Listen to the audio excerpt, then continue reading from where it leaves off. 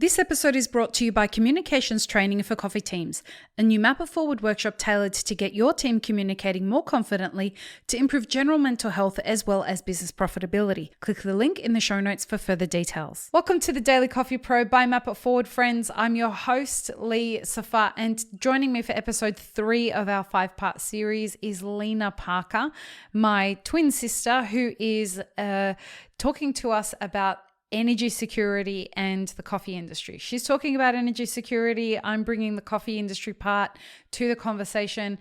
Our worlds are colliding for the first time. And so in this episode, well, let me frame it this way. In the first episode, we kind of talked about why we need to discuss this issue. And this is something that the coffee industry is not really aware of. They're not paying as much attention as we really need to, because as you mentioned, this is really quite a time-sensitive issue across every industry. Right, Lena? Yeah. Okay. And then in the second episode of this series, we started defining some terms that were necessary to understand how to dig deep into how we need to start framing the discussion if we want to get some real insight into it.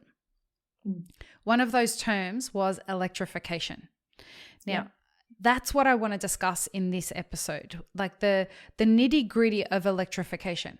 So to frame the discussion from the coffee supply chain perspective, and again, shout out to the human who helped me prepare for this and helped me understand some of the particular things that I wouldn't know about this. You know who you are, but the expertise of understanding the complexity of coffee as a complex agricultural product, and how this subject really relates to that is from this perspective. If you can imagine for a second, Lena, the production of coffee in Ethiopia, right, versus the production of coffee in Brazil. So Brazil is the number one producing country of coffee in the world, and the landscape of the way that coffee is grown is very different to the landscape in Ethiopia, and very different to the landscape in Colombia. Like, it's all very different, right? They have different kind of weather and different altitudes and all that kind of stuff. So in a country like Ethiopia, coffee is produced in communities. So there's a lot more manual labor that's involved in that. Coffee is picked by hand the majority of time, and the processing is using perhaps mechanization, but a lot less dependency on mechanization than in a country like Brazil. Now, in a country like Brazil, what you've got is the terrain that coffee is grown on and the kinds of coffee that are grown there. Because it's more in the commercial market, what happens is having to pay attention to the ripeness of cherries on the tree isn't as specialized as it is in the specialty coffee industry. So because all this commercial coffee is grown in Brazil, what they do is they have these kind of big ag equipment that goes in and just strips the trees of their cherries, regardless of the difference of ripeness on there. So here we have an example of a combustion engine that is using diesel, or perhaps there's a hybrid model with newer technology that is necessary in order for the supply of coffee to be sustainable. There's that word again that we defined in the last episode. But in order for us to keep up with the production demand of that coffee, we have high dependency on mechanization, which is dependent on diesel or other kinds of fuels. And then you take combustion again into the roastery, and you have a combustion situation that's required to heat an element in order to heat up a roasting drum so that it can do the other hybrid model, which is powered by electricity, which sure we can grab from solar, provided the conditions are right, but that doesn't work in countries that experience an extraordinary amount of nighttime in the winter months across Europe predominantly, and parts of the Northern Hemisphere. So here we have a challenge whereby the infrastructure, the roasting machines, like these business models are run on razor thin margins. If we're going to look at something like electrification, how does an industry start framing this conversation so that it becomes approachable? It's a great question. And the coffee industry isn't unique here. If you take mining, for example, and Australia is very heavy in mining, a lot of the Fortescue Metals is a great example, where they have Fortescue Metals is a mining iron ore mining company in Australia, publicly listed organisation. So all the information that I'm talking about is you can Google it. Why they're a great example is that they have electrified their fleet. They're very, very, very heavy fleet. So I mean big ass assets here. And in doing that, they've also made them autonomous, which is just another interesting aspect, right? And so they have had to. They are bleeding edge in terms of not so much. Well, they are bleeding edge, but also they are an organisation that is actively decided to put investment into how they electrify their vehicles through batteries, through hydrogen, through all of that kind of stuff. And another aspect to remember is that their industry is very heavy in emissions. And so they have to find ways to actually decarbonize their processes really quickly. And that was a good place to start. So it's not a unique, nothing of what we're talking about.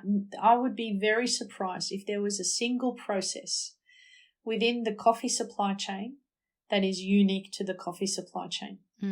The other thing to factor in, right? Let's say, so every one of your, each of the businesses that exist within the coffee industry are somewhere, right? And that somewhere is a country that has to, if they haven't today, will need to commit to net zero by a certain time. But most countries have committed to net zero by 2050. So let's look at the investment cycles, right? These massive roasters or what did you call them, pickers? Yeah. Or, coffee let's pickers. say that they've got a useful life of 15 years. Is that about right? I have 10. Well, for a roasting machine, you're looking at more like probably 10 years, but for these picking machines, yeah. So let's say 10 years. That means that if you make a decision to buy a roasting machine in 2025, right? You are carrying the emissions that roaster has for your country for the next 10 years. Okay. So if you're in Australia and we're a country that has committed to a 43% reduction by 2030, the investment decisions that you're taking now are not going to help Australia get to that. If you're buying a non-electric asset, you're going to continue to be emitting well past 2030. So now it's a legislative issue. So now countries there's a lot of this going on. So if you think about, there are car manufacturers now that are saying beyond 2035, we're not going to be making combustion engines. So they're aligning themselves with legislation. Right. So you get organisations who are looking at how do they electrify their light vehicles and their fleet, because they know that this is the way that things are going. And typically it's a 5-year lease period that organisations are taking, and they're needing to reduce their own emissions. And so, the mega roasters in the world who are doing a lot of the non-specialty, forgive me, I don't know the terms, but whatever the opposite of specialty is, I'll just call commercial. It non-specialty. Commercial. So these really massive commercial quantities that are being done, those organisations are have a corporate social responsibility to commit to the sustainable objectives under the emissions under the sustainable objectives. if they continue to buy, and this is an easy way, not an easy way, but it is low-hanging fruit for them to actually electrify these assets so that they're not tipping pollutants into the air. Now, if they do it for 10 years and then they do it for another 10-year cycle, then you're well and truly on your way to 2050 where they'll continue to do it. And people within those communities, we're seeing it every single day. The clients that I work with, the financiers that we work with that are financing organizations, and investors who are buying shares are actually looking at buying shares in companies, are actually looking at what the sustainability report and sustainability strategy, which we, part of that is emissions, what they're doing to ensure that they're reducing their emissions and being a socially responsible organization. Because no one, not no one, that's a blanket statement, but most people are unlikely to if not now, definitely into the future, they will be unlikely to invest in someone who is heavy emitter. It's just, the conversation has gone well past that. And there are frameworks, and they're called Scope 1, Scope 2, and Scope 3 emissions that are used to measure how people are polluting. And, when you think of conferences like COP, right? Mm-hmm. COP exists to broker the deals at a global level in order to bring down these emissions. Mm. And so when you have these massive commercial scale coffee organizations that will be working through this, they will have to participate. If they're not participating now in developing strategies to reduce their emissions, they will get there very soon, I imagine. In the next episode, because now we're at the point where this is going to start to become a fiscal issue. This is going to become something that, and why I raise this now is we are in a very, very challenging time economically in the coffee industry, with inflation pushing razor thin margins, even they're just evaporating. And what you're suggesting and what you've spoken about is this will make the production of coffee more expensive. I wouldn't necessarily say that, because, and I started off, I think one of the first things that I said in the first episode was, we look at ways to not only shore up energy supply, which can make it more expensive through investment, but it's how to be more efficient as well. So if you can bring down overall demand, right, then you can absorb a lot of that investment. Okay. In the next episode, we're going to talk a lot around that subject, in that relationship between the transition. Let's put it this way. We're going to talk about energy transition and what that means for the coffee industry. Okay? Okay. Get ready, Lena.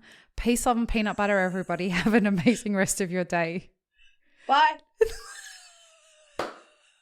Thanks for tuning in, friends. There are 2 ways you can support this podcast. Firstly, become a paid member of our YouTube channel. Secondly, you can join our Patreon for as little as $3 a month. Don't forget to subscribe and like this video before you leave, and check the show notes for more information. Now, this is what you should check out next.